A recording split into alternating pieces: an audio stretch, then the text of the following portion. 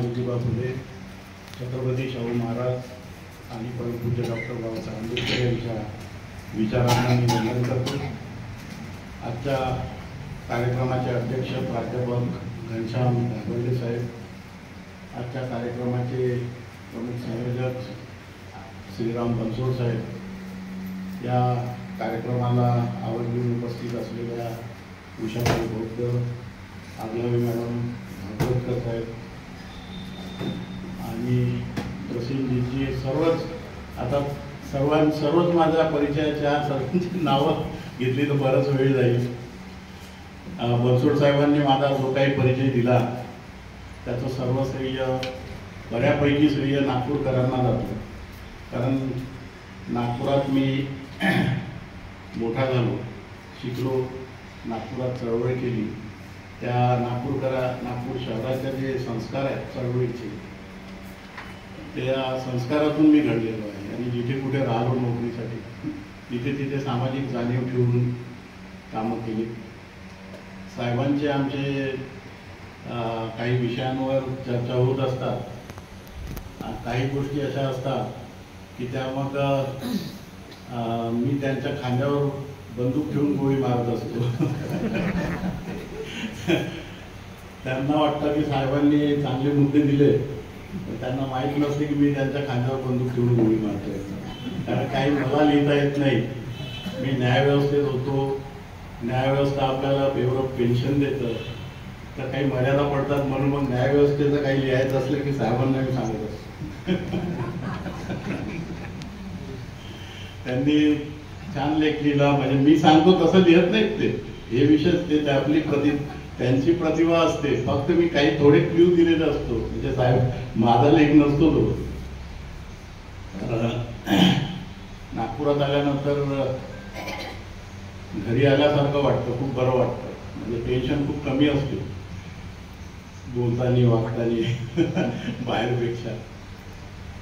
आजचा विषय आरक्षण, बौद्धांचं आरक्षण, वर्गीकरण आणि क्रिमिलेअर या विषयावर आपण उहापोह करूया। विषयाकडे जाताना थोडा ऐतिहासिक भाग करू। बाबासाहेबांची जी चळवळ आहे, आता आपण इथे ही 364वी संगोष्ठी असल्यामुळे आपण 364 वक्ते ऐकले आहेत आणि अनेक तुम्ही स्वतः सुद्धा अभ्यासू आहात, त्यामुळे तुमचा चांगला अभ्यास आहे। प्राथमिक गोष्टी सांगायची गरज नाही, परंतु बोलण्यासाठी त्या सांगावं लागतात। तर बाबासाहेबांची जी चळवळ आहे तिला आपण आत्मसन्मान चळवळ म्हणतो, कारण इथल्या मृतप्राय माणसाला बाबासाहेबांनी जिवंत करण्यासाठी त्या कृत्या वापरल्या। बाहेर देशामध्ये राहून त्यांनी जो क्रांत्यांचा अभ्यास केला, कारण इथल्या माणसाला आपल्या अधिकाराची माहितीच नव्हती।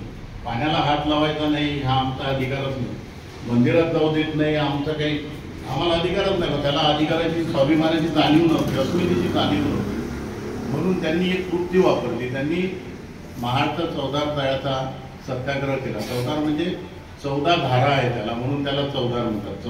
14 म्हणजे टेस्टी नाही, 14 धारा आहे त्याचा, तर तो ते आंदोलन केलं आणि आपल्या समूहाला, अस्पृश्य समूहाला, ज्यांना पाण्याला हात लावू देत नाही, त्यांना दाखवून दिलं की बघा तुम्हाला कसा विरोध होतो आहे, तुम्ही मानव आहे। नंतर काळाराम मंदिर सत्याग्रह केला आणि काळाराम मंदिर सत्याग्रहाच्या वेळी पण त्यांनी दाखवून दिलं की मानवतेच्या विरुद्ध वागणारी इथं कसाही समान व्यवस्था आहे। अशा रीतीनं आपल्यातला जो माणूस आहे तो त्यांनी जिवंत केला।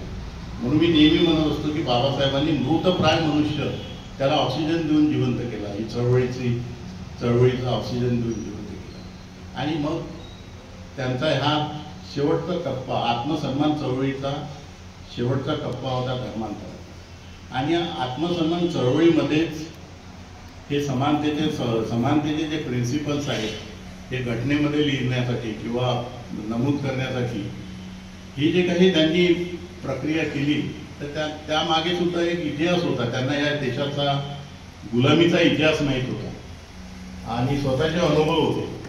बाबासाहेबांचे जीवनातले अनेक कटू अनुभव तुम्हाला माहीत आहे। शाळेत जात होते त्यावेळी त्यांना शाळेत पाणी सुद्धा प्यायला मिळत नसायचं. एक शिपाई यायचा, त्यांना तहान लागल्यावर तो शिपाई नळ सोडायचा आणि बाबासाहेब ओंजळीनं पाणी प्यायचे. अशी परिस्थिती होती. 1903 पर्यंत आपल्या देशामध्ये अस्पृश्यांना न्यायालयामध्ये जाण्याचा अधिकार नव्हता, न्यायालयात प्रवेश नव्हता. 1903ला मुंबई उच्च न्यायालयाने एक सर्क्युलर काढलं. मग ते कसे जात होते सांगतो तुम्हाला. अस्पृश्य कसे न्याय मागायचे, तर अस्पृश्य व्यक्ती हा न्यायालयाच्या काही दूर अंतरावर उभा राहायचा आणि त्याचा जो वकील असायचा तो न्यायालयात जायचा आणि मग त्याला जे म्हणायचं ते न्यायाधीशाला सांगायचं आणि न्यायाधीशाचं म्हणणं अस्पृश्याला जाऊन सांगायचे लांब. मग ब्रिटिशांना हे प्रथा जरा वेगळी वाटली, हे काय आहे बा.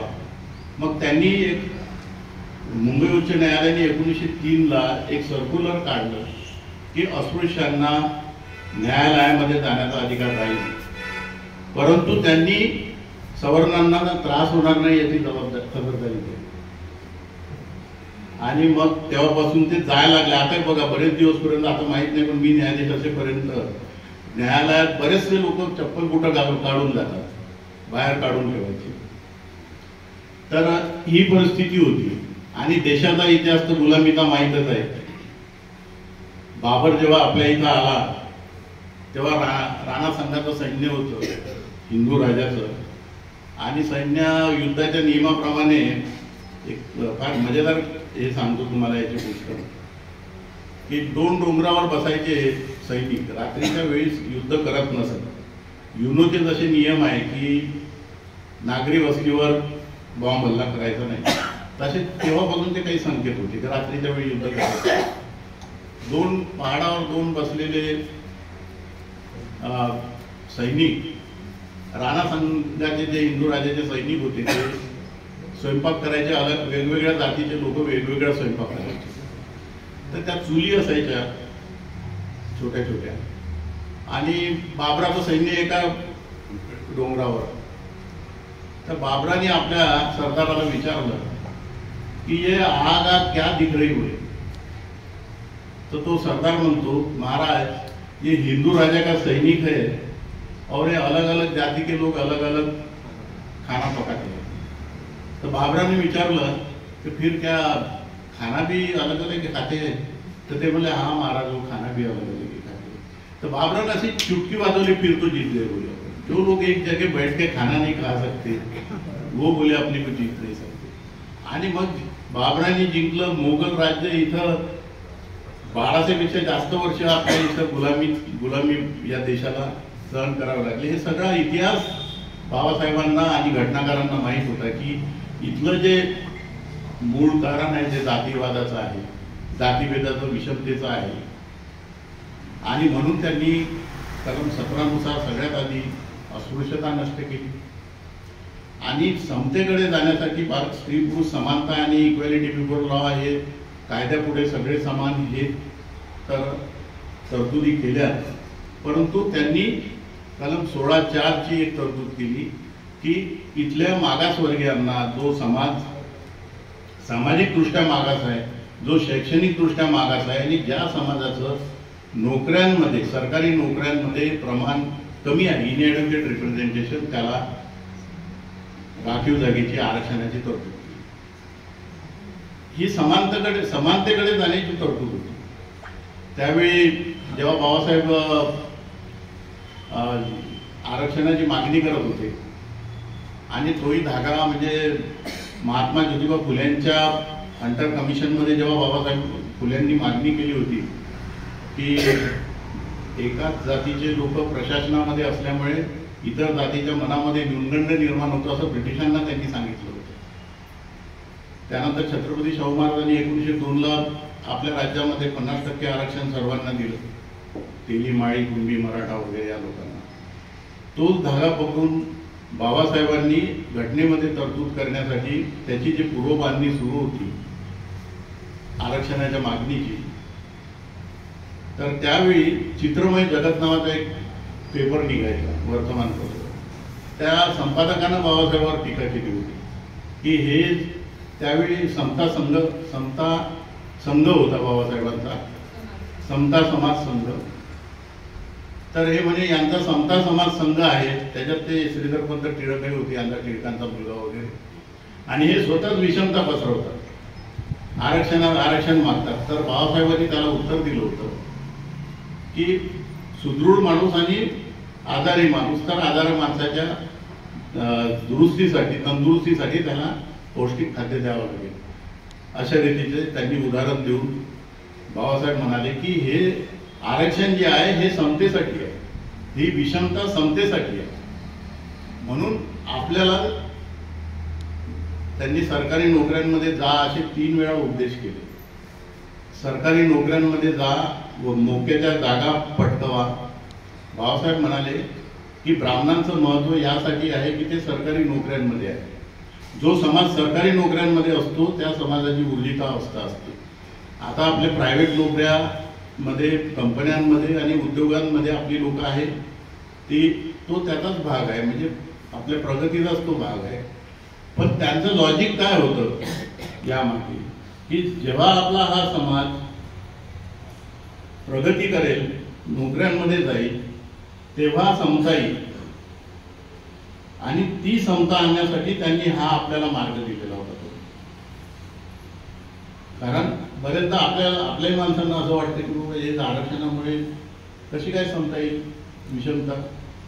विषमता निर्माण होते म्हणून सगळ्यांना बरोबर द्या असं आरक्षणवादी लोक पण बोलायला लागले. बौद्धांना आरक्षणाचा मुद्दा नाही, आता काही आरक्षणाची गरज नाही, त्याने भेदाभेद होतो असं एक काही लोक म्हणतात. म्हणजे बाकी लोक म्हणतात विरोधक, आरक्षणाचे विरोधक, तसंच तेही बोलतात. पण मुद्दा हा असा असतो की जशी तुमची प्रगती होईल तसा जातीवाद कमी होईल. आज जो काही थोडाफार जातीभेद कमी झालेला दिसतो, किमान स्पृश्यभेद तरी कमी झाला, स्पर्शभेद, तर तो कशामुळे झाला? ते लोक सुधारल्यामुळे झाला का? त्यांनी आपली मनोवृत्ती बदलली म्हणून झाला का? नाही. आम्ही शिकलो, आमचं राहणीमान सुधारलं, आम्ही पुढे गेलो म्हणून जातीभेद कमी केला. आणि हे बाबासाहेबांचं लॉजिक होतं, हेच टार्गेट होतं त्यांचं, आणि म्हणून हे आरक्षण दिलं. आणि म्हणून ते म्हणायचे की हे आरक्षण समतेसाठी आहे, ही विषमता समतेसाठी आहे, असं ही मागणी करत असताना त्यांनी शिक्षणाचं पण आरक्षण, शिक्षणाची पण तरतूद दिली करून ठेवली. म्हणजे शिष्यवृत्तीची जी तरतूद आहे ती सुद्धा बाबासाहेबांनी 1942ला केली. त्याचं एक बाबासाहेबांच्या जीवनात त्यांनी जे अनुभवला कटू अनुभव तो सांगतो की बाबासाहेब जेव्हा अमेरिकेला शिकत होते त्यावेळी त्यांची स्कॉलरशिप संपली होती आणि मग त्यांना परत इथे अमेरिकेत 2 वर्ष राहायचं होतं. तर सयाजीराव गायकवाडांना ते पत्र लिहायचे किंवा मला 2 वर्ष वाढवून द्या. ते पत्र त्यांचा जो एक सेक्रेटरी होता मनुभाई मेहता, त्याच्याकडे जायचं, तो काही साहेबांपुढे, सयाजीरावांपुढे ठेवत नसायचा, त्याला त्याच्या मनात ते द्यायची नसेल. मग एकदा असे निराश होऊन बाबासाहेब वाचनालयाच्या बाहेर उभे होते. तर त्यांचे जे सेलिंगमन नावाचे जे प्राध्यापक होते अर्थशास्त्राचे, त्यांना पाहिलं आणि बोलावलं, मिस्टर आंबेडकर तुम्ही इतके नाराज का दिसता? त्यांनी म्हटलं की माझं 2 वर्षाची स्कॉलरशिप संपली आणि त्यामुळे मला आता परत जावं लागेल. त्यांनी म्हटलं यू कम टू माय चेंबरला बोलावलं आणि त्यांना एक शिफारस होता पत्र लिहून दिलं की सयाजीराव गायकवाडांना की तुमच्या देशातला अत्यंत हुशार विद्यार्थी आमच्या इथे शिकत आहे, तो शिकून तुमच्या इथे जर आला तर अर्थव्यवस्थेला फायदा होईल, तो अत्यंत हुशार विद्यार्थी आहे अर्थशास्त्राचा, त्याची स्कॉलरशिप वाढवून दिली त्यावेळी, आणि ती स्कॉलरशिप रिटर्न बेस होती. हे पत्र मिळताच मनुभाईला काही उपाय नाही नव्हता. मनुभाईंनी त्याला महाराजांपुढे ठेवलं पत्र आणि महाराजांनी 2 वर्षाची स्कॉलरशिप वाढवून दिली. बाबासाहेबांचं शिक्षण पूर्ण झालं, बाबासाहेब भारतात परत आले. परत आल्यानंतर मनुभाईला जेव्हा माहीत पडलं की हे वापस आले आहेत, तर बाबासाहेबाला लगेच त्यांनी पत्र लिहिलं की शिष्यवृत्तीचे पैसे परत द्या. बाबासाहेबांनी उत्तर दिलं की बाबा मी आता झालेलो आहे, मी देईल तुमचे पैसे. परत पत्र पाठवलं की तुम्ही पैसे देत नसाल तर तुमच्या विरुद्ध केस करू. बाबासाहेब म्हणले मी काही गुरव्या स्वभावाचा नाही आहे, मी मागे पण आलेलो होतो, पण मला राहू दिलं नाही. माझ्या फाईल्स फेकून दिल्या जात होत्या, दुरून फेकायचे, माझ्याकडे राहण्याची व्यवस्था नाही झाली. मी परत आता देईल, इथं पर तुम्हाला काय करायचं ते करा. त्याला आला राग मनुबाईला. त्यांनी ते फाईल सयाजीराव गायकवाडांपुढे केस करासाठी ठेवली. म्हटले या पैसे देत नाही, यांच्यावर आपण रिकव्हरीची केस करू. सयाजीराव गायकवाडांनी बघितलं, म्हटले हे पैसे भीमराव रामजी आंबेडकर यांना शिक्षणासाठी दिले, त्यामुळे ते परत घेण्याचा प्रश्नच येत नाही, असं म्हणून त्यांनी त्या फाईलला राऊंड मारला आणि फेकून दिली पाहिजे. तर महाराजांचं ते उदार अंतकरण होतं. तर हा अनुभव होता बाबासाहेबांचा. मग 1942ला लिनलिथगो इथे जेव्हा व्हाईस गव्हर्नर होते, त्यांच्याकडून आणि बाबासाहेब जेव्हा ब्रिटिशांच्या मंत्रिमंडळामध्ये होते, तर त्यावेळी त्यांनी शिष्यवृत्तीची व्यवस्था पहिले करून दिली. आणि म्हणून आपल्याला 10वी नंतर शिष्यवृत्ती मिळू लागली.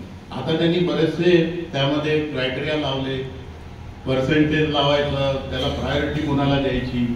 पूर्वी इथून 10वी पास झाला की तिकडे फ्री असायचं किंवा 11वी असायचं, तर मुलं आमचे औरंगाबादला पुढे जाऊन तिथे ॲडमिशन घ्यायचे, शिकायचे. आता वर्ष 2-2 वर्ष स्कॉलरशिप मिळत नाही, अशी परिस्थिती आणून ठेवलेली आहे. तर तसंच मद्रास शिक्षणाच्या बाबतीत त्यांनी शैक्षणिक संस्थांमध्ये आरक्षणाची त्यांनी तरतूद करून ठेवली होती. म्हणजे कशी ठेवली ते सांगतो तुम्हाला, की आता जे मद्रास, तेव्हाचं मद्रास गव्हर्नमेंट म्हणजे जे तामिळनाडू गव्हर्नमेंट आहे, त्याला पूर्वी मद्रास गव्हर्नमेंट म्हणायची. मद्रास राज्य होतं, आता तामिळनाडू राज्य झालं. मद्रास राज्य म्हणजे तिकडे मदरसे फार म्हणजे आहेत, मुस्लिमांचे मदरसे. कारण त्या जे मुस्लिम व्यापारी आधी साऊथकडून आले भारतामध्ये आणि तिथं स्थायिक होऊन त्यांनी पहिली मस्जिद तिकडे केरळमध्ये काढलेली त्या काळात. आणि हे जे मोगल वगैरे आले, उझबेकिस्तान आणि अफगाणिस्तानकडून हे राजे आले, परंतु सर्वात आधी मुस्लिम जे भारतामध्ये आले ते इकडनं आले, तर त्यामुळे मदरसे म्हणायचे त्याला. तर त्याला आता तामिळनाडू म्हणतात, तर त्या मद्रासला चेन्नई म्हणतात. तर तामिळनाडू सरकारने म्हणजे मद्रास सरकारने एक JR काढला होता की अनुसूचित जाती जमाती आणि OBC विद्यार्थ्यांना शैक्षणिक संस्थांमध्ये आरक्षण राहील. तर एका उच्चवर्णीय विद्यार्थ्यांनी त्या JRला चॅलेंज केलं मद्रास हायकोर्टामध्ये. ह्या JRमुळे जातीभेद होईल. आणि दुसरं त्याचं म्हणणं होतं की संविधानामध्ये नोकरीचं आरक्षण आहे, शैक्षणिक आरक्षण नाही. मद्रास हायकोर्टाने त्याचं म्हणणं ऐकलं आणि तो JR रद्द केला. त्यावरून मद्रास सरकार म्हणजे तामिळनाडू सरकार आता हे सुप्रीम कोर्टात गेलं की आमच्या JRला हायकोर्टानं रद्द केलं. तर सुप्रीम कोर्टामध्ये आर्ग्युमेंट तेच केलं त्यांनी की संविधानामध्ये शैक्षणिक आरक्षणाची तरतूद नाही, नोकरीच्या आरक्षणाची आहे. सुप्रीम कोर्टाने रद्द केला. जेव्हा त्यावेळी बाबासाहेब विधिमंत्री होते आणि बाबासाहेबांना जेव्हा कळलं, तर बाबासाहेबांचा तळतळाट झाला की मी महत्प्रयासाने संविधान सभेमध्ये गेलो, दलित पीडित शोषित समाजाच्या उत्थानासाठी तरतुदी केल्या आणि संविधानाच्या कलम 46 मध्ये डायरेक्टिव्ह प्रिन्सिपल्स मध्ये स्पष्ट लिहिलेलं आहे की राज्यांना मागासवर्गीयांच्या उन्नतीसाठी उपाययोजना करण्याचे अधिकार राहील. म्हणजे 46 मध्ये तरतूद असूनही सुप्रीम कोर्ट म्हणते की शैक्षणिक आरक्षणाची तरतूद नाही. ही बघून बाबासाहेबांचा तळतळाट झाला. बाबासाहेब म्हणले की याच्यामध्ये उपाय काय करायचा. तर त्यावेळी विधिमंत्री होते, त्यांनी मग घटनेमध्ये ती स्पष्ट तरतूद करण्यासाठी आणि जेव्हा सुप्रीम कोर्टाचा जेव्हा एखादा निकाल असतो तो निरस्त करण्यासाठी घटना दुरुस्ती किंवा मग नवीन कायदा आणावा लागतो. तर बाबासाहेबांनी पहिली घटना दुरुस्ती, ज्या बाबासाहेबांनी घटना लिहिली त्यांनीच पहिली घटना दुरुस्तीचं विधेयक संविधान लोकसभेमध्ये ठेवलं, आपल्या संसदेमध्ये ठेवलं. आणि 15(4) कलम 15(4) तरतूद त्यांनी शैक्षणिक सोयी सवलती राज्यांना देण्याचे अधिकार देण्यासाठी ते विधेयक मांडले. त्यावेळी जे विरोधी खासदार होते ते म्हणले, मिस्टर आंबेडकर, तुम्ही या घटनेचं मंदिर बांधलं आणि तुम्हीच ते तोडताय, तुम्हीच ते पाडताय. तर बाबासाहेबांनी मोठं मार्मिक उत्तर दिलं, म्हणजे मंदिर मी जरूर बांधलं, पण पुजाऱ्यांना जर घाण केली तर कोणी साफ करायची होती. आणि ते पहिलं घटना दुरुस्ती विधेयक त्यांनी मंजूर केलं आणि त्यामुळे शैक्षणिक आरक्षण हे लागू झालं. म्हणून आज तुम्ही आम्ही जे दिसतो आहे की शैक्षणिक क्षेत्रात इंजिनिअरिंग, मेडिकल आणि प्रत्येक क्षेत्रात पदवीला, मला सुद्धा LLB आरक्षणामध्येच मिळालं होतं इथे लॉ कॉलेजला ऍडमिशन. तर त्या बाबासाहेबांचे हे फार मोठे उपकार आहे की त्यांनी आरक्षणाची तरतूद शैक्षणिक क्षेत्रात सुद्धा करून ठेवली आणि म्हणून आपण तुम्ही आम्ही इथपर्यंत येऊ शकतो. म्हणजे बाबासाहेबांनी आरक्षणही दिलं, शैक्षणिक आरक्षणही दिलं, नोकरीचं ते दिलं, शैक्षणिकही दिलं आणि शिष्यवृत्तीचं पण दिलं. हे तिन्ही आरक्षण दिले आणि हे सगळे समतेसाठी दिले. सॉरी,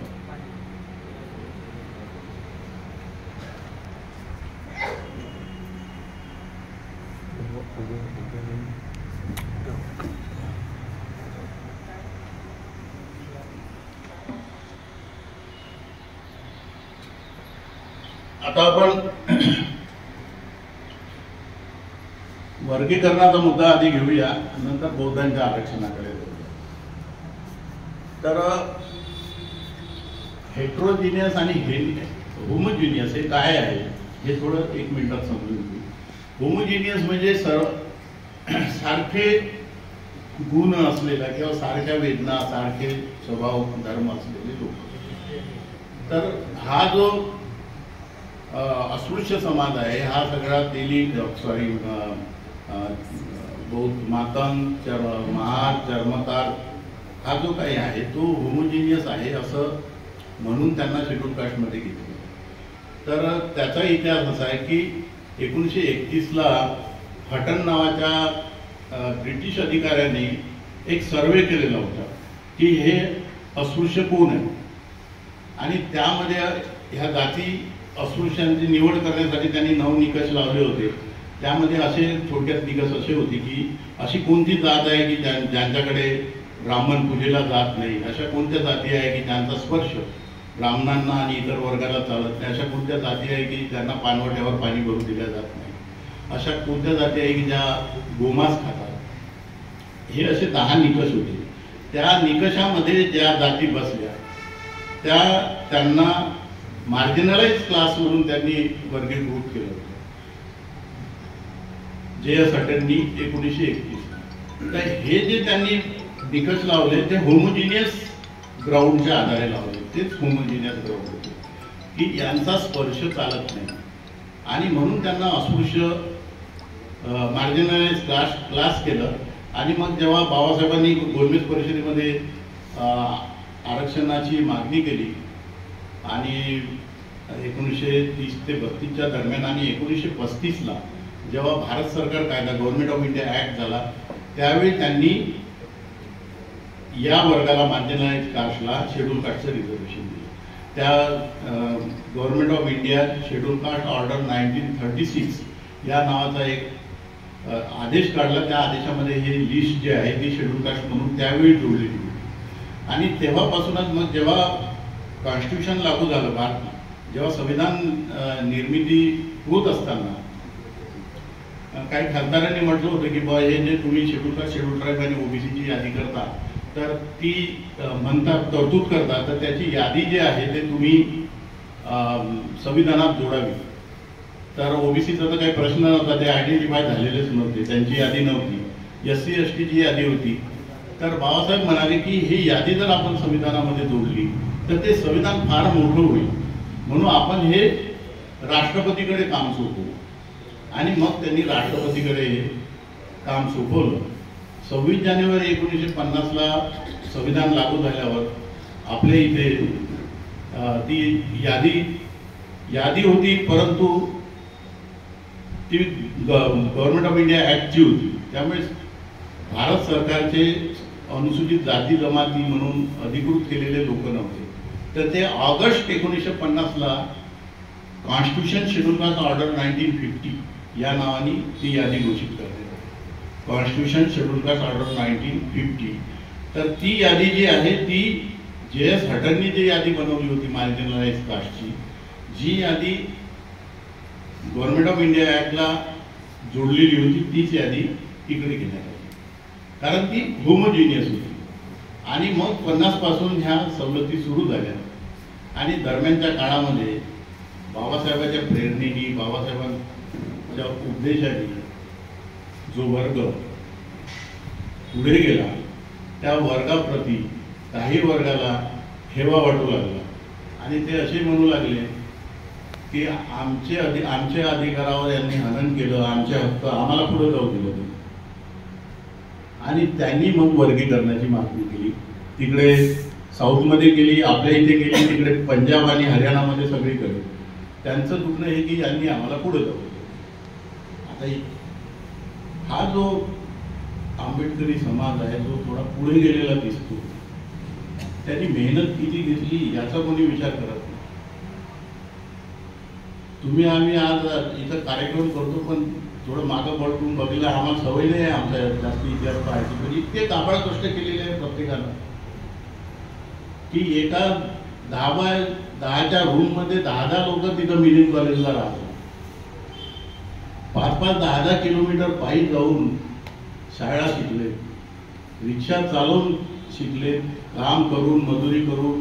म्हणजे फार कमी लोक सदन किंवा शेतकरी असतील, बाकी मॅक्झिमम लोकांनी काबाड कष्ट किती केले, तेव्हा कुठे हा दिवस आला याचा विचार त्यांना नाही. फक्त यांनी आम्हाला पुढे जाऊ दिलं. आणि प्रेरणा होते बाबासाहेबांच्या बुद्धाच्या, पण पुढे जाऊ दिलं नाही असं म्हणणं चुकीचं आहे. आज महाराष्ट्रामध्ये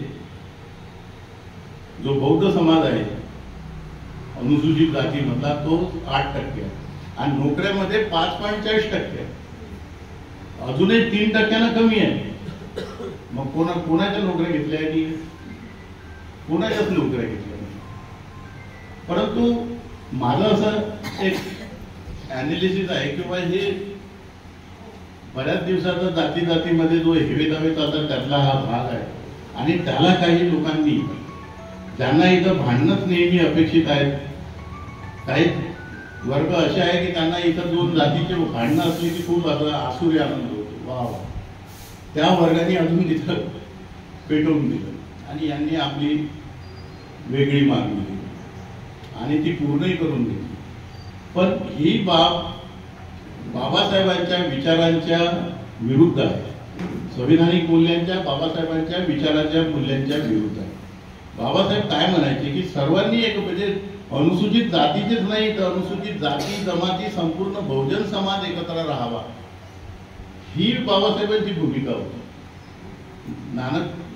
सोनलाल शास्त्रींनी ऑगस्ट 1956ला बाबासाहेबांना विचारलं होतं किंवा धर्मांतर करतो आपण, तर त्यावेळी मग आपल्या सवलती जातील तर कसं करायचं, आपण अस्पृश्यांकडून सवलती घेतलेल्या आहे. तर बाबासाहेब म्हटले की आपण धर्मांतरानंतर चर्मकार मातन सर्व बौद्ध होऊ आणि आपण आरक्षणासाठी लढा देऊ. कांगडे फडणवीसच्या पुस्तकामध्ये 12व्या व्हॅल्यूमध्ये पेज नंबर आठवत नाही त्याच्यामध्ये आहे. म्हणजे बाबासाहेबांची भूमिका अनेक ठिकाणी की सगळ्या अस्पृश्यांनी एकत्र राहावं, त्यांना एक समाज बनवायचा होता. गोलमेज परिषदेमध्ये मागणी केली तर काही नुसत्या महारांसाठी केली तर त्यांनी सर्व समाजासाठी केली. सायमन कमिशन पुढे कधीही त्यांचं तर एका ठिकाणचं असं वक्तव्य आहे की मी म्हणजे तुम्ही हे करू नका बा, महार समाजाला सगळ्यांना घेऊन चाला, असे कान टोचणे द्यायचे. त्यांचा हेतू होता सर्वांना मिळून एक प्रबुद्ध भारत बनवण्याचा, प्रबुद्ध समाज बनवण्याचा होता.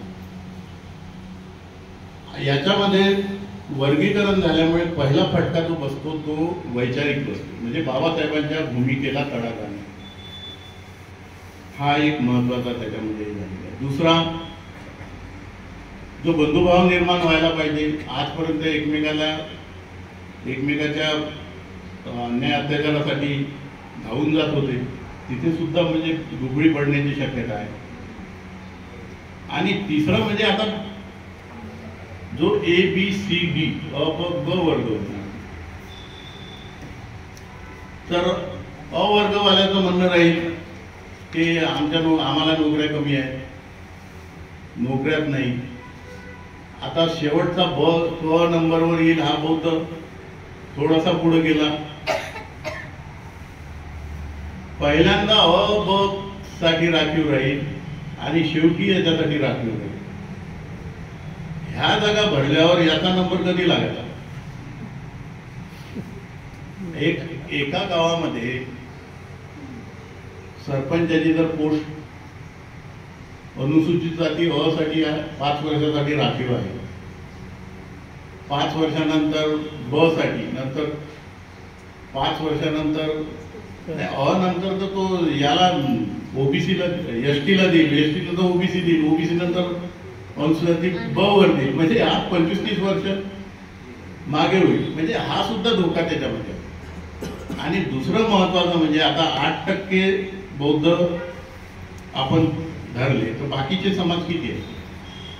मातंग समाज 3%, चर्मकार 2%. मग या 13%मध्ये 8% जर बौद्धाला मिळालं तर 5%मध्ये बाकीच्या समाजाने काय करायचं याचा विचार त्यांनी केला का? 13%मध्ये सर्वांना सामावून घेतलं जात होतं.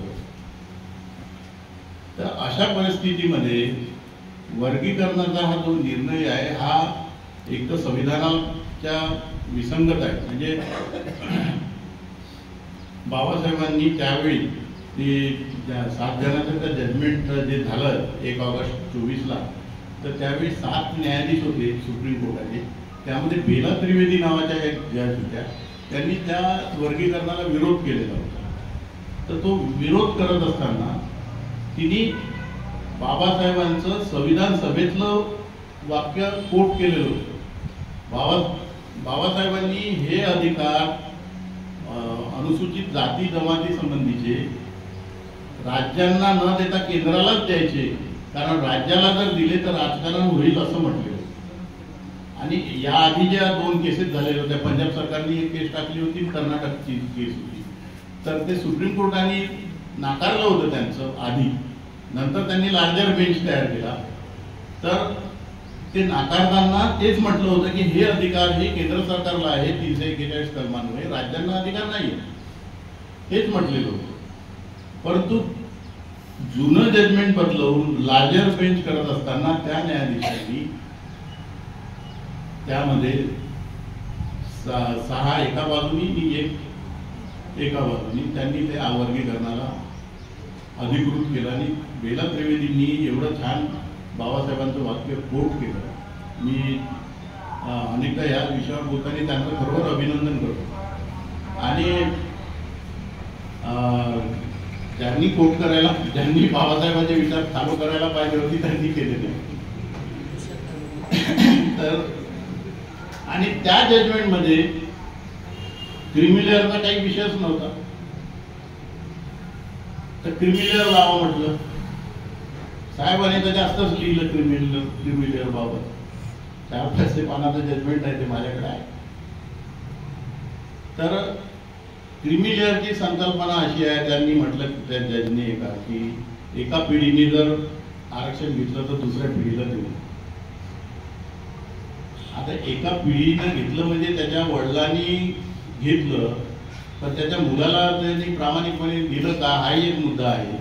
आणि प्रत्येक व्यक्ती हा इथला सिटीजन ऑफ इंडिया आहे, त्याचा हक्क आहे ना तो. त्याचा तो मुलगा होता म्हणून त्याला आरक्षण नाकारतं हे कुठं काय कसं काय विचार करतात काही समजत नाही. आता काही पालक कसे असतात सांगतो.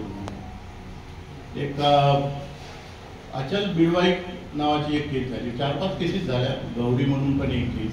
हे नवरा बायकोचे भांडणं झाले का तो मुलं पत्नीकडे असेल तर तो पती काय करतो, त्यांचे कास्ट सर्टिफिकेट काढायला डॉक्युमेंटच देत नाही. आणि आता जो कायदा आहे अनुसूचित जाती जमाती ओबीसी यांना प्रमाणपत्र देणे आणि वैधता तपासणे कायदा, त्या कायद्यामध्ये अशी तरतूद आहे की वडिलांच्या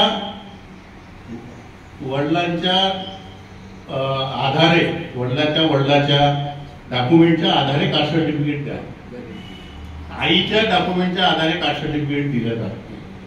भारतीय संविधानात कलम 14 स्त्री पुरुष समानता दिली, पण ही विषमता जी पुरुष सत्ताक जी पद्धती आहे ती टिकवून ठेवण्यासाठी अजूनही कायम आहे.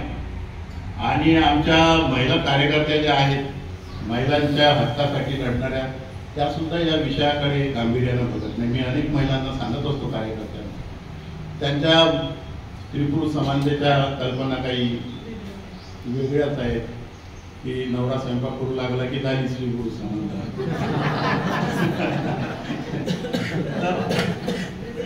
आपला विषय असा आहे की असे जर पालक असतील, एक नागपूर खंडपीठाने छान जजमेंट दिलं आणि अचल बिळवाई या मुलीला, ओबीसी होती ती, तिला आईच्या डॉक्युमेंटच्या आधारे कास्ट सर्टिफिकेट देण्याचा आदेश दिला. आणि ते जजमेंट मी क्रांतिकारी जजमेंट म्हणून मी एक आर्टिकल लिहिलं. तर ते आर्टिकल बऱ्याचशा पेपरनी छापलं, दिव्य मराठी तिकडे नाशिककडे आहे, गुगलला वाल्यांनी पण लिहिलं. ते आर्टिकल वाचून मला खूप महिलांचे फोन आले की आमचा असा प्रश्न आहे बा, आमचाही नवरा डॉक्युमेंट देत नाही. पुऱ्या पालकांचे आले, आमच्या मुलीचा हा प्रश्न आहे, भावाचे आले, आमच्या बहिणीचा असा प्रश्न आहे, तो डॉक्युमेंट देत नाही, कास्ट सर्टिफिकेट काढू देत नाही. एका मुलीचा रडत फोन आला, ग्रॅज्युएट होत आहे फायनलला, पण बाप सर्टिफिकेट देत नाही, आई विभक्त असल्यामुळे. तर मग मी आईचा हक्क नावाचा एक व्हॉट्सअप ग्रुप आणि एक संघटन केलं छोटंसं, आणि बरंचसं पत्रव्यवहार केला गव्हर्नमेंटला की बाबा आईच्या पण दाखल्यावरून सर्टिफिकेट देण्यात यावे. त्यांनी सगळ्यांनी हो म्हणतात, पण करत कोणी काही म्हणजे झालं नाही. एकदा युवती काँग्रेस म्हणून जे आहे राष्ट्रवादीचं होतं, त्याच्यामध्ये मला लाईव्ह बोलावलं होतं त्यांनी, सुप्रिया सुळेंनी पण ते ऐकलं होतं. तर त्यावेळी त्यांच्या कार्यकर्त्यांनी मला आश्वासन दिलं की खूप छान मुद्दा आहे बा, आम्ही सोडवू, पण ते काही सोडवलं नाही. कारण हा वर्ग कमी आहे आणि काही मत मिळत नाही आणि निवडून येण्याचं काही कामाचं नाही, आमच्याकडे हे अशी भावना आहे ना. तर मुद्दा हा योगायोगाने निघाला. मुद्दा असा होता की असे जर बाप असतील, पालक असतील, तर त्याच्या मुलाला स्कॉलरशिप रिझर्वेशन द्यायचं नाही क्रीमी लेअर म्हणून, तर कितपत योग्य आहे. आणि आता सध्या 8 लाखाची क्रीमी लेअरची मर्यादा आहे. 8 लाख कोणाचा पगार नाही, साध्या शिपायाचा पगार 8 लाख रुपये. आपल्या प्रायमरी शाळेच्या शिक्षकाचा पगार 1 लाख रुपये. मग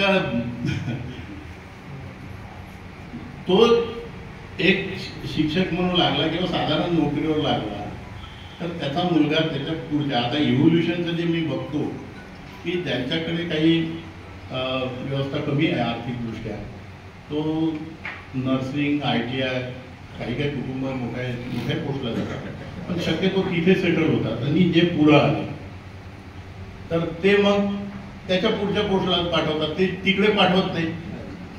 ही वस्तुस्थिती आहे नाही का. आता आगलावे साहेब, आगलावे मॅडम प्रोफेसर झाले, त्यांनी आपले मुलं इंजिनियर केले, प्रोफेसर केले, विदेशात गेले, ते इकडे नर्सिंग ITI कडे गेले नाही ना. म्हणजे हा समोर गेलेला वर्ग मागच्या वर्गाचा काही अधिकाराचं हनन करतो किंवा त्याचं नुकसान करतो असं फारसं काही दिसत नाही मला. आर्थिक म्हणजे तशीही संविधानामध्ये आर्थिक तरतूद नाहीच आहे. म्हणजे बाबासाहेबांनी ही तरतूद करताना सामाजिक दृष्ट्या मागास वर्ग हाच एक निकष लावला. त्यांनी आर्थिक निकष, त्यावेळी पण दशरथ पाटलासारखे श्रीमंत लोक होते, तिकडे बरेचसे लोक श्रीमंत होते आपल्या समाजामध्ये, पण त्यांनी तो निकष लावला. राजाभाऊ खोबराकडे होते, नाशिकचे रणदिवे काय ते होते, हा दशरथ पाटील होते, अमृत रणखांबे. तर असा मोठा वर्ग प्रत्येक जिल्ह्यामध्ये होता असं, पण तो निकष लावला नाही. क्रीमी लेअरचा दुसरा लॉस असा आहे की समजा क्रीमी लेअर मध्ये आला कॅन्डिडेट, तो विद्यार्थी, मग तो रिझर्वेशन मध्ये जाणार नाही, मग तो इंटरव्ह्यूला समोर जाईल, रिझर्वेशनचा कॅन्डिडेट राहणार तो ओपन म्हणून जाईल.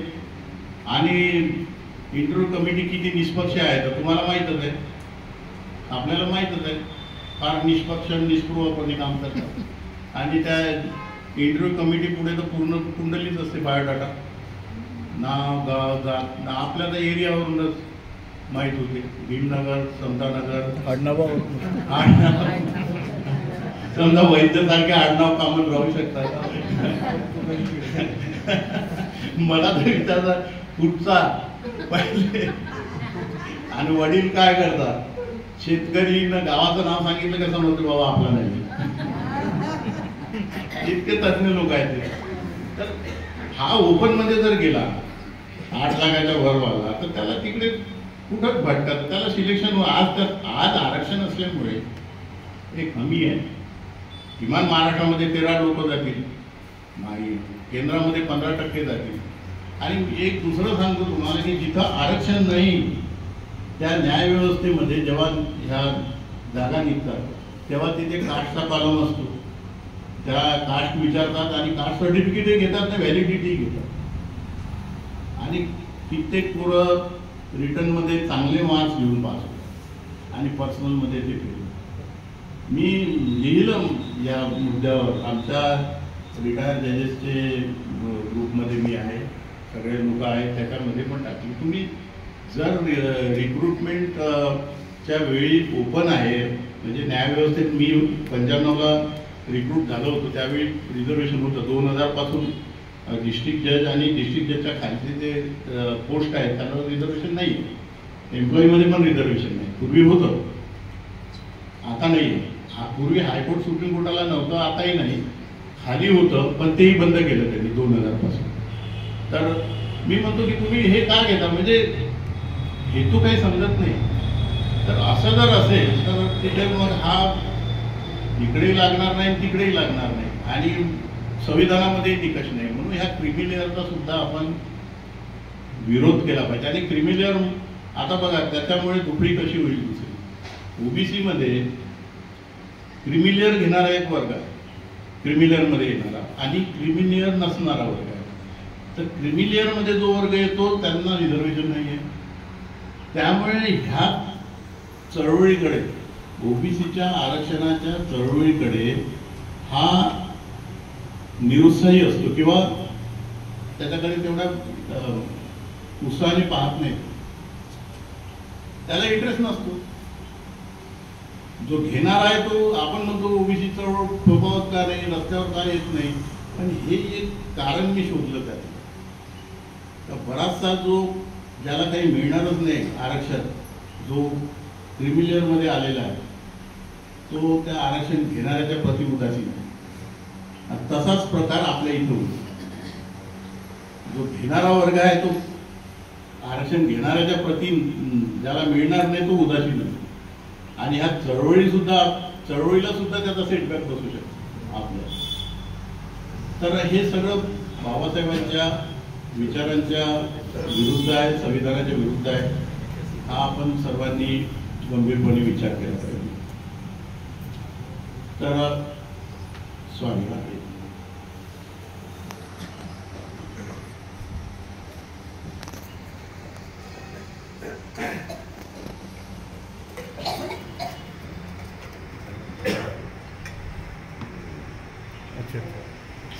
आता आपण बौद्धांच्या आरक्षणाचा मूळ विषय घेऊया.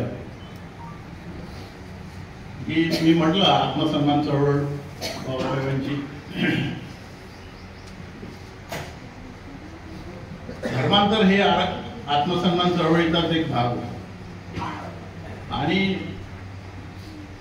धर्मांतरानंतर 15 ऑक्टोबरला बाबासाहेबांनी म्हटलं की तुम्ही आरक्षणाची चिंता करू नका, आरक्षण माझ्या पोटाची.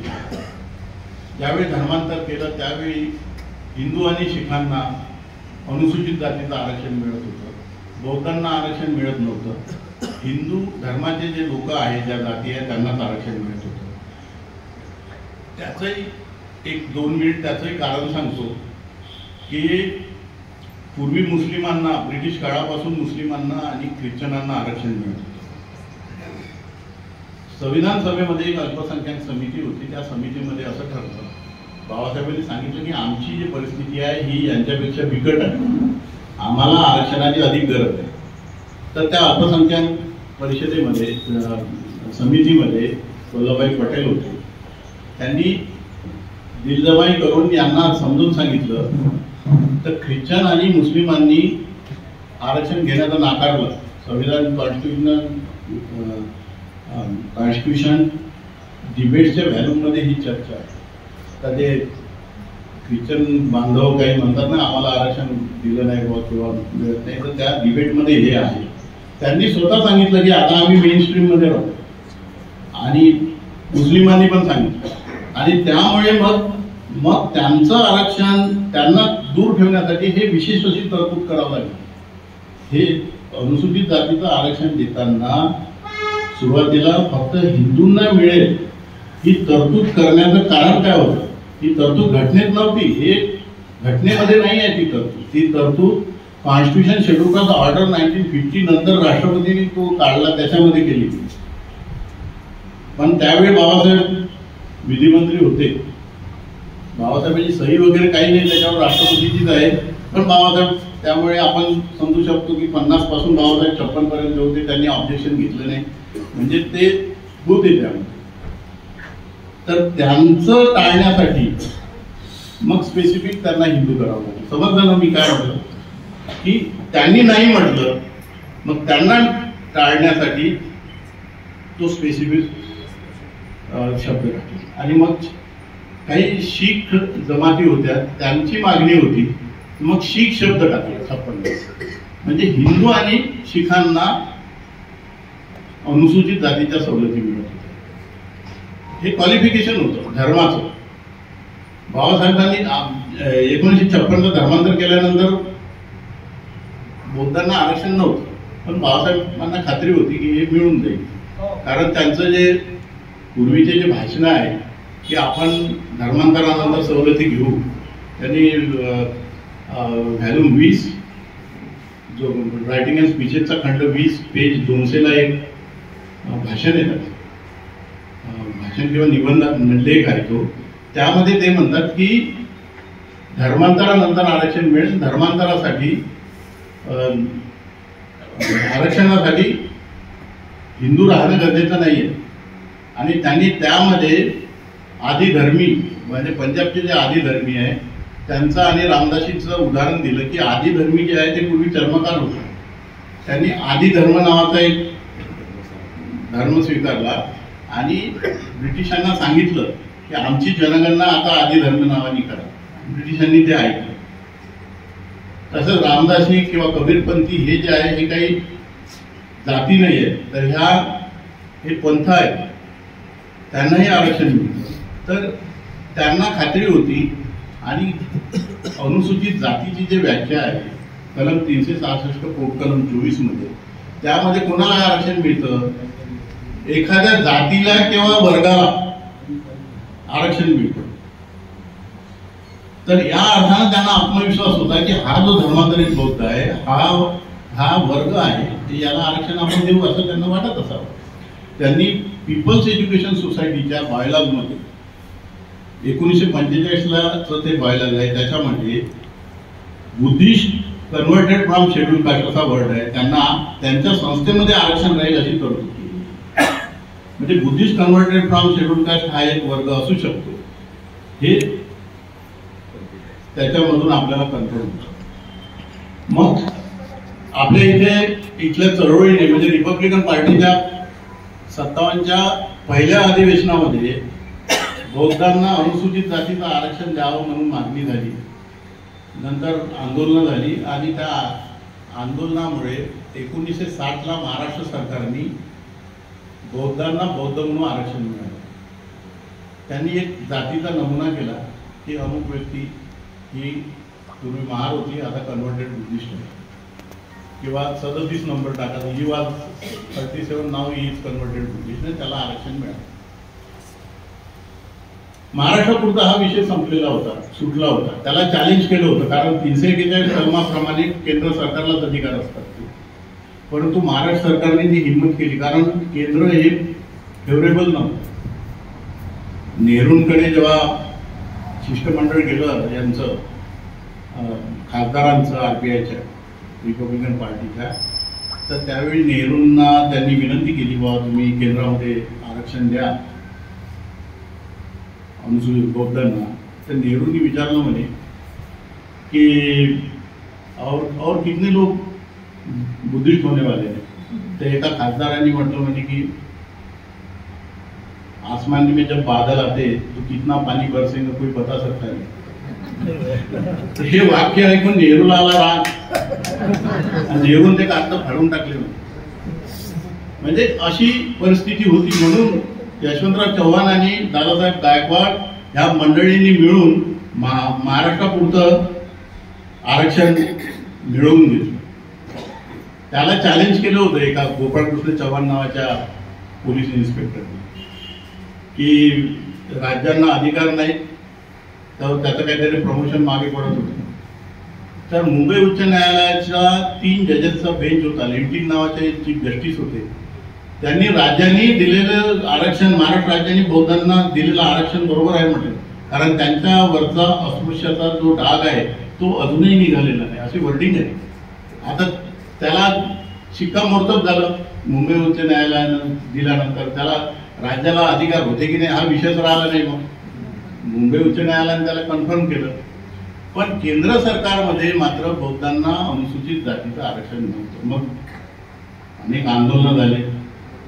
एक शिष्टमंडळ मोरारजीभाईला जेव्हा भेटायला गेलं तेव्हा मोरारजीभाई म्हटले होते, तुम्हाला बुद्ध व्हायचं कोणी सांगितलं. आणि त्याच्यावरून एवढं आंदोलन झालं की आमच्या वर्धेला अशोक वाघमारे नावाचे पॅन्थर होते आणि एक लोहकरे नावाचे होते भीमराव, त्यांनी चप्पल फिरकावली होती त्याच्या पोलीस स्टेशन समोर.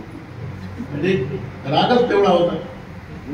मी नाशिकला एक कार्यक्रम घेतला आणि त्यांना बोलावून सत्कार केला होता.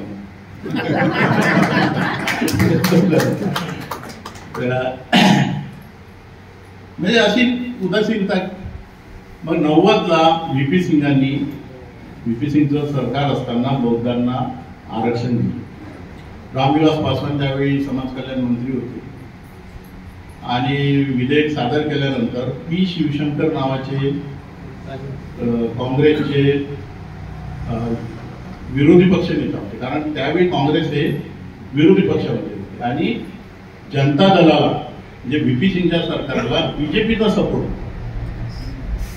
तर P. शिवशंकरांनी मागणी केली की वा तुम्ही हे धर्माचं क्वालिफिकेशन देत आहे, पण सूचीमध्ये जर तुम्ही आमचा उल्लेख केला नाही तर मग आम्हाला आमची जुनी जात लिहूनच आरक्षण घ्यावं लागेल. ते मादगी समाजाचे होते. तर ते P. शिवशंकर मी काय बौद्ध मादगी लिहायचं का. तर रामविलास दुसऱ्या दिवसपासून सेशन बंद होणार होतं. तर रामविलास पासवानी म्हटलं की याला परत एका खासदारांचा, त्यांचं नाव नाही घेत मी, भाजपच्या एका खासदारांचा विरोध झाला की बा जे आहे ते बरोबर आहे, आता काही त्याच्यात बदल करायची गरज नाही. महार जो थे उनको आम्ही बौद्ध बने, उनको आरक्षण मिळवा, असं करून त्यांनी चूक केली. तर रामविलास पासवान म्हणले की आता जसं आहे तसं करून घेऊ आपण, नंतर काही गोष्टी असल्या तर नंतर करूया. आणि ते मंजूर होतं. दुसऱ्या दिवसपासून सेशन संपलेलं होतं. रामविलास पासवानांना वाटतं की इतक्या दिवसाचं मागणी आहे, समजा छोट्याशा गोष्टीनं जर वाटलं तर पुढचं सेशन होईपर्यंत मध्ये काय घडेल काय सांगता. नंतर मग सगळ्यांना आपल्याला असं वाटलं की बौद्धांना आरक्षण मिळालं. मला स्वतःलाही वाटलं आता काही प्रॉब्लेम नाही. पण एकूण 2012ला दैनिक सम्राटला एक मोठी बातमी आहे पहिल्या पानावर. डॉक्टर विजय गायकवाड यांना UPSCनी बौद्धाचं सर्टिफिकेट अनुसूचित जातीचं असल्यामुळे नियुक्तीच नाही. म्हटलं हे असं कसं झालं. आम्ही तर समजतो की बौद्धांना आरक्षण मिळालं. तर त्यांनी हा जो बौद्धाचा धर्मांतरित बौद्ध म्हणून जे दाखला दिलेला होता त्यांनी, तो दाखला तिथे सादर केलेला होता महाराष्ट्र गव्हर्नमेंटने दिलेला. तर त्या केंद्राचा जो दाखला आहे तो अमुक व्यक्ती ही महार आहे असा केंद्राचा वेगळा दाखला आहे. त्याला नमुना 6 म्हणतात आणि महाराष्ट्र सरकारने देते त्याला 7 म्हणतात. तर तो 7 नंबरचा महाराष्ट्र सरकारचा दाखला केंद्र सरकार स्वीकारत नाही. कारण त्यांचं म्हणणं असं आहे की अनुसूचित जातीची जी सूची आहे त्या सूचीमध्ये बौद्ध नाही आहे किंवा धर्मांतरित बौद्ध नाही, तो महार, म्हणून त्यांना त्या नमुन्यात पाहिजे. त्यांनी त्याला वेळ दिली पण तो म्हणला नाही मी आता महार होत नाही, मी बौद्ध झालो ते झालो. आणि तो MD सायकॅट्रिक्स होता, तिथल्या मुंबईच्या अनेक हॉस्पिटलमध्ये कन्सल्टंट होता. त्याला काही त्यांनी चिंता केली नाही. आता इंग्लंडला मोठ्या पगारावर आहे आणि त्यांनी बदलवलं नाही. आणि मला एकदा फोन आला म्हणजे अंकल त्यावेळी आपण बदलवलं नाही, खूप छान झालं, आता मुलाला कॉन्व्हेंटमध्ये टाकताना म्हणजे ते धर्म लिहावा लागतो तर बुद्धिस्ट लिहिलं तर खूप छान वाटते, म्हणजे इकडे दुसरे कुठली कास्ट लिहिलं तर इन्सल्टिंग वाटते. तर बरं झालं म्हणजे तेव्हा बदलवलं. तुझा स्वाभिमान अस्मिता कायम ठेवली ना तू, छान झालं. तर मग आम्ही त्याचे वडील भारत गायकवाड हे वकील आहेत, तर त्यांचा संपर्क झाला. आम्ही वकील क्षेत्रात असल्यामुळे त्यांची विचारणा केली, त्यांचे डॉक्युमेंट घेतले. तर त्याच्यामध्ये असं आढळलं की त्यांनी असं म्हटलं की तुमची अनुसूचीमध्ये हा कन्व्हर्टेड बुद्धिस्ट किंवा बुद्धिस्ट शब्द नसल्यामुळे तुमची निवड ही रद्द करण्यात येईल, तुमचं कास्ट सर्टिफिकेट मान्य करण्यात येईल. त्याला वेळ दिली त्यांनी न केल्यामुळे मग त्याची निवड रद्द झाली. तो UPSCला प्रिलिम आणि मेन पास झालेला होता. डॉक्युमेंटेशनच्या स्टेजला ही बाब झाली. मग इकडे समता सैनिक दल जे प्रदीप गायकवाड चालवतात, तर ते त्यावेळी 2011ला जे जनगणना झाली तर त्यावेळी त्यांनी धर्मबौद्ध आणि जातही बौद्ध सांगितलं. तर त्या लोकांची अनुसूचीमध्ये गणना करत नव्हती. तर हे त्याच्याशी संपर्क करत होते जनगणना आयोगाशी, किंवा आमच्या ह्या सुमारे 25 लाख लोकांना महाराष्ट्राच्या अनुसूचित जातीच्या संख्येमध्ये गणना करा. तर ते उत्तर असं देत होते की बौद्ध जे आहे हे अनुसूचीमध्ये नाही आहे, म्हणून तुमची मागणी आम्ही मान्य करू शकतो. आणि दुसरं त्यांनी गणना करतानाच सांगितलं की जे लोक आपला धर्म बौद्ध आणि जातही बौद्ध सांगतील, जात अनुसूचीमधली जात सांगणार नाही म्हणजे महार सांगणार नाही, त्यांची गणना अनुसूचित जातीमध्ये करू नये असं त्यांनी आपल्या प्रगणकांना पत्र दिले होते. त्याची कॉपी होती. मग मी अभ्यास केला आणि बघितलं की अनुसूचीमध्ये काय फक्त जातच जाऊ शकते का, तर अनुसूचित जातीची जर आपण व्याख्या वाचली तर त्यामध्ये वर्ग सुद्धा जाऊ शकतो. आणि मग बुद्धिस्ट कन्व्हर्टेड जो आहे ही काही जात नाही, हा काही धर्म नाही, तर हा एक ग्रुप आहे. हा जो सोशली बॅकवर्ड आहे, एज्युकेशनली बॅकवर्ड आहे, पूर्वा सवयीच्या महार कम्युनिटीतून निर्माण झालेला एक ग्रुप आहे. हा ग्रुप ऑफ द पीपल आहे. Buddhist converted from schedule caste काही कास्ट नाही, धर्मही नाही. आणि वर्ग जो आहे तर 366-24 प्रमाणे जो वर्ग किंवा जात अनुसूचीमध्ये असते त्यांना आरक्षण मिळते अनुसूचित जातीवर त्या नावाने. आणि हे करता येते, नव्यानं टाकता येते. आणि जातींचा आता समावेश तामिळनाडू मधल्या 7 जाती होत्या, त्यांना त्यांचं जुनं नाव आवडत नव्हतं. त्यांना देवेंद्र कुल्ला म्हणजे कोणीतरी देवेंद्र नावाच्या राजाची मुलं म्हणून त्यांना नाव पाहिजे होतं. तर 2021ला त्यांना ते नाव दिलं नाही, त्यांची मागणी होती तामिळनाडू सरकार. तर असं रविदासी ही काही जात नाही, हा एक धर्म समजतात, एक पंथ समजतात. तर रविदासी हा 2007 मध्ये महाराष्ट्राच्या यादीत आहे, टाकलेला आहे, बाकी राज्यांच्या यादीमध्ये टाकलेला. तर हा वर्ग सुद्धा त्या यादीमध्ये जाऊ शकतो. ओबीसीच्या यादीमध्ये Christian converted from schedule caste आहे, मुस्लिम आहे. म्हणजे Buddhist converted from schedule caste हा वर्ड जर तिथे आला तर आपल्याला महार लिहायची गरज पडणार नाही. आणि ज्यांनी बौद्ध म्हणून सांगितलं स्वाभिमान्यांनी त्यांची सुद्धा गणना अनुसूचित जातीच्या संख्येमध्ये होईल. तर मग ही मागणी आम्ही पुढे केली. ही मागणी करत असताना मग काही लोक ते आज व्हॉट्सअपला एक चांगलं वाचलं मी, माझं आडवी गेली चालते पण माणूस आडवा नाही गेला पाहिजे. अरे तुला आज तो बहुत अच्छा मिळाली. तर अशी गंमत खूप जणांनी म्हणले, काय बौद्ध काय जात आहे का, त्याला कसं काय याच्यामध्ये टाकता. आणि आता जनगणना आली तर आता धर्म बौद्ध आणि जात महार लिहिल्याशिवाय अनुसूचित जातीमध्ये त्याची नोंद होणार नाही. तर आता चांगले चांगले म्हणायला लागले की आता आपण महार लिहायला पाहिजे, महार लिहा, ते महार लिहा, चांभार लिहा, हे तर आधीपासून चालूच आहे. पण मी त्यांना म्हणत होतो की अरे बाबा ही नौबत येऊ नये, आपण कन्व्हर्टेड बुद्धिस्ट हा त्यामध्ये शब्द आणण्याचा प्रयत्न करा. पण आमच्या माणसांना कायद्यामध्ये बदल होतो याचा आत्मविश्वासच नाही किंवा माहितीच नाही. आणि माझ्यासारख्यानं सांगितलं तर त्याचा ऐकायचं, उलट त्याला म्हणत आहे का जात आहे का हे आहे. तर याच्यामुळे ही मागणी आम्ही मोठ्या प्रमाणात केली. काही राजकुमार बडोले मंत्री असताना मी बौद्ध विवाह कायदा समितीमध्ये होतो. त्या मीटिंगमध्ये असताना आम्ही हाच विषय चर्चा करायचो. त्यांना सांगायचो, बडोले त्यांना पटलं होतं हे बरोबर आहे की लिस्टमध्ये आल्याशिवाय होणार नाही. त्यांच्या अधिकाऱ्यांनी त्यांना म्हणे हे आणायची गरज नाही, आपला नमुना त्यांनी स्वीकारला तर काम होऊन जाईल. मग मला म्हणे बा आम्ही हे करतो. म्हटलं ठीक आहे. त्याचा अधिकारी होता एक, तो म्हणे तुम्ही किती मागणी केली शेवटी आमच्याकडेच येणार आहे. अरे म्हटलं तिकडे ठीक आहे. हे गेले तिकडे 5-7 जण दिल्लीला कामठोर. त्या मंत्र्यांनी त्या केंद्र सरकारने त्यांना म्हटलं की आम्ही तुमचा नमुना स्वीकार शकत नाही, तुम्ही यादीमध्ये नसल्यामुळे तुमची मागणी आम्ही पूर्ण करू शकतो. शेवटी ती मागणी पूर्ण झाली नाही. आता मुद्दा असा आला आहे की स्वाभिमानानं आम्ही बौद्ध लिहितो, बौद्ध सांगतो, कारण आमची अस्मिता जागृत झालेली आहे. आता काही गावांची परिस्थिती सांगतो. माझं स्वतःचं गाव आहे वर्धा जिल्ह्यामध्ये. तिथे बौद्धांची 450 लोकसंख्या आहे. 450 पैकी 60 लोकांनी धर्म बौद्ध जात महार सांगितलं आणि बाकीच्या लोकांनी धर्म बौद्ध आणि जातही बौद्ध सांगितलं. त्यांची गणना ही ओपन मध्ये झाली. ही परिस्थिती सगळ्या ग्रामपंचायतमध्ये आहे.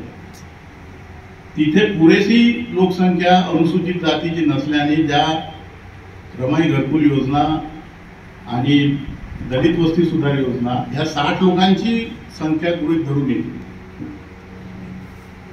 आणि राखीव जागा होत्या पूर्वी 2, नंतर 1 झाली, आता एकही राखीव जागा नाही. अनेक ग्रामपंचायतमध्ये अनुसूचित जातीसाठी राखीव जागा रद्द करण्यात आल्या. कारण काय सांगतात की तिथे अनुसूचित जातीचे लोक नाही, कारण त्यांनी बौद्ध झाले. हा एक प्रश्न हे सूचीमध्ये न आल्यामुळे निर्माण झालेला आहे. दुसरं आता जे वर्गीकरण आहे, आता वर्गीकरणामध्ये त्या प्रत्येक जातीच्या लोकसंख्येच्या प्रमाणामध्ये त्याला टक्केवारी मिळावी मध्ये. मग आता ही जबाबदारी आपल्यावर आहे, सामूहिक जबाबदारी आहे की बाबा जे काही पूर्वसर्गीचे महार आताचे जे धर्मांतरित बौद्ध आहेत त्यांना 8% वर्गवारीमध्ये मिळावं. वर्गवारीला आधी विरोध केला, ते जुमानले नाही, त्यांचं जास्त ऐकलं जाते. राज्य सरकार, न्यायालय सर्व त्यांच्या बाजूने आहे. तुमच्या बाजूने कोण आहे? तुमच्या बाजूने एवढंच आहे की तुमची लोकसंख्या जास्त दाखवून जास्तीत जास्त आपल्या पत्रात पाडून दे. मग या पार्श्वभूमीवर मी मग नंतर म्हटलं, म्हणजे माझं आधी पण म्हणणं नव्हतं. जेव्हा केव्हा केंद्र सरकारच्या नोकऱ्यांमध्ये सिलेक्शन होतं मुलांचं किंवा केंद्राच्या शैक्षणिक संस्थेमध्ये, तेव्हा हा जेव्हा प्रॉब्लेम येतो मला पूर्ण कॉन्टॅक्ट करतात की आता मावळ तालुक्यातला एक मुलगा होता, त्याचं रिझर्व्ह बँकेला सिलेक्शन झालं. त्यांनी महाराष्ट्राचा जो धर्मांतरित बौद्ध आहे तो आरक्षणाचा नमुना दिला, तर रिझर्व्ह बँकेने तो नाकारला. मला हे चालत नाही. मला फोन केला, सर कसा करू, मला बदल दे और नौकरी कर, महार का मिळता तो ले ले, मैं बोलता उसको.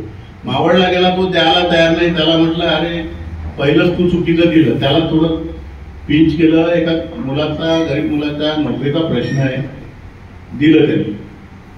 ITI ला सिलेक्शन होतं, ऐन वेळेवर ते दुसरं मागतात. कल्याणवरून साकोलीला जावं लागलं त्या मुलाला बदलवायला वेळेवर. 2 दिवसाचा वेळ असतो ऍडमिशन. मी म्हणतो बसवून टाका फाईल, म्हणजे नोकरीवर घ्या. म्हणजे बाबासाहेबांचं जे म्हणणं होतं की तुम्ही सरकारी नोकऱ्या करा, उन्नती करा, ऊर्जितावस्थेकडे जा. आणि जी आता जो कायदा आहे, रूल ऑफ द लॉ, कायद्याप्रमाणे आपल्याला वागणं भाग पडतं. बरेचदा ब्रिटिश सरकार होतं, ब्रिटिशांचे कायदे सर्व भारतीयांना मान्य होते का? नव्हते, पण मजबुरीनं मान्य करावं लागत होतं. आपले अधिकारी, आपले मंत्री, आपले नेते, आपले सगळे मुखंड या मागणी पूर्ण करू शकत नाही. शेवटी पर्यायानं मरताच्या करता म्हणण्यासारखी गोष्ट झाली आहे. म्हणून आता आपल्याला धर्मबौद्ध आणि इकडे जातीमध्ये त्या अनुसूचित जातीची जातल्याची वेळ आली, ती नामुष्की आली आहे. पण मुत्सद्दीपणाने विचार केल्यानंतर आपल्याला हाच विचार करावा लागेल की आता वर्गीकरण होत आहे, आमच्या बाजूने कोणी नाही, किमान आम्ही आमचं एवढं तर करू शकतो की आमची लोकसंख्या जास्त दाखवू शकतो.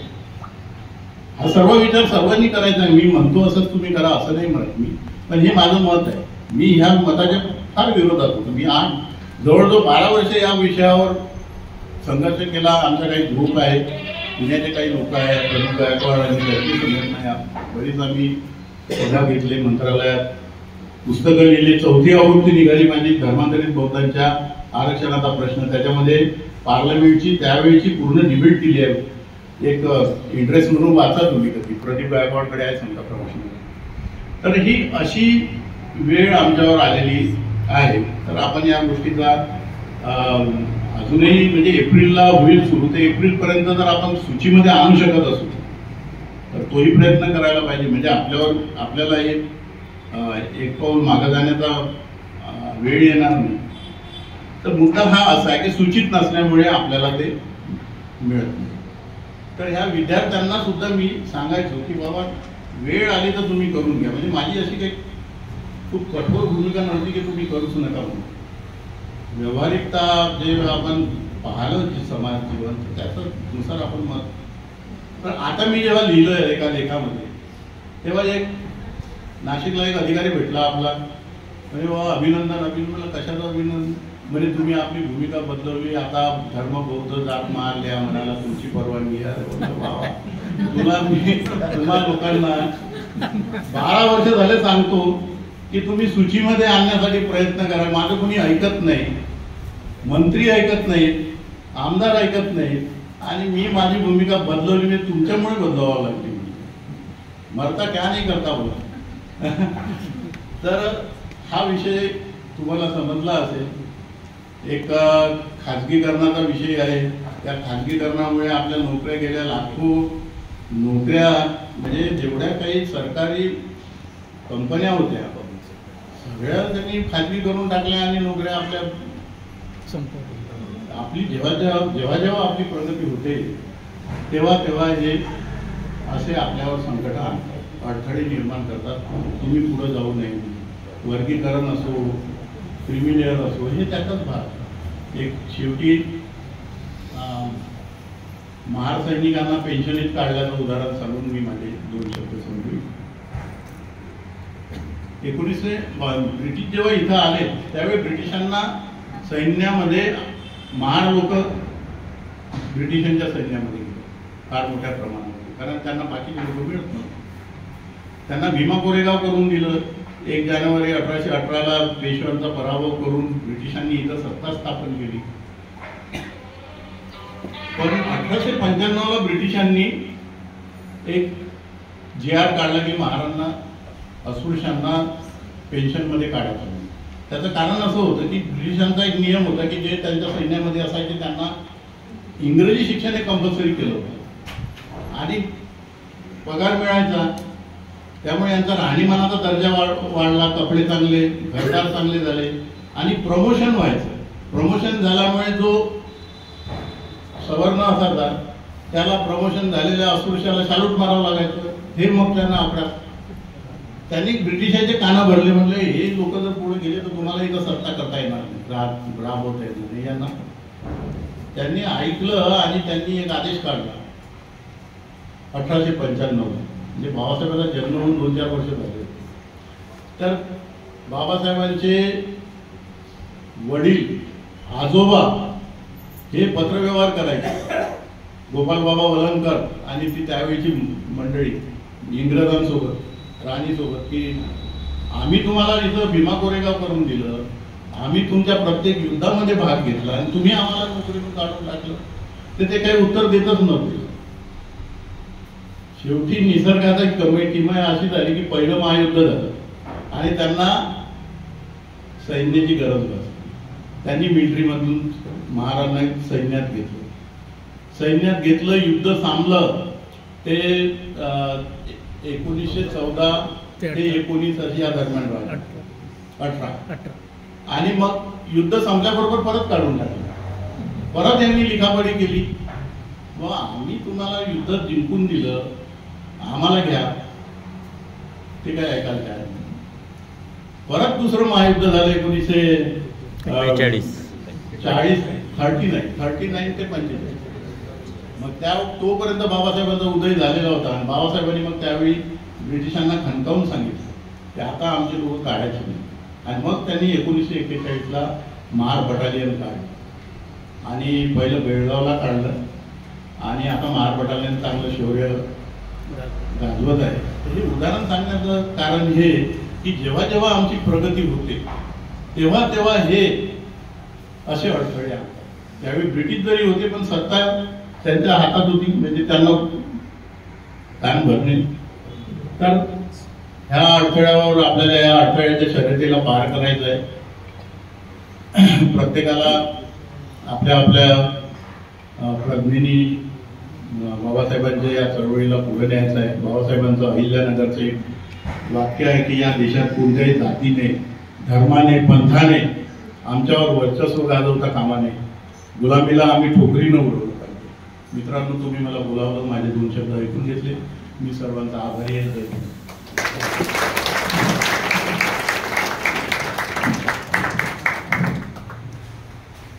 धन्यवाद सर. एक तासाच्या व्याख्यानामध्ये चॅनलला आपण सबस्क्राईब करावं. या चॅनलवरून समतावादी विचार, समता, स्वातंत्र्य, बहुजन बंधुता आणि धर्मनिरपेक्षता, राष्ट्रीय एकात्मता हे विचार प्रसारित केले जातात. ह्या चॅनलवरून आजपर्यंत 300पेक्षा अधिक व्हिडिओ, समतावादी व्हिडिओ प्रसारित करण्यात आले. आपलेही काही विचार असतील तर आपण अवश्य माझ्यापर्यंत पाठवा. आपल्या समतावादी कार्यक्रमाचे काही कार्यक्रम असतील तर तेही पाठवा. आपण या चॅनलवरून प्रसारित करू.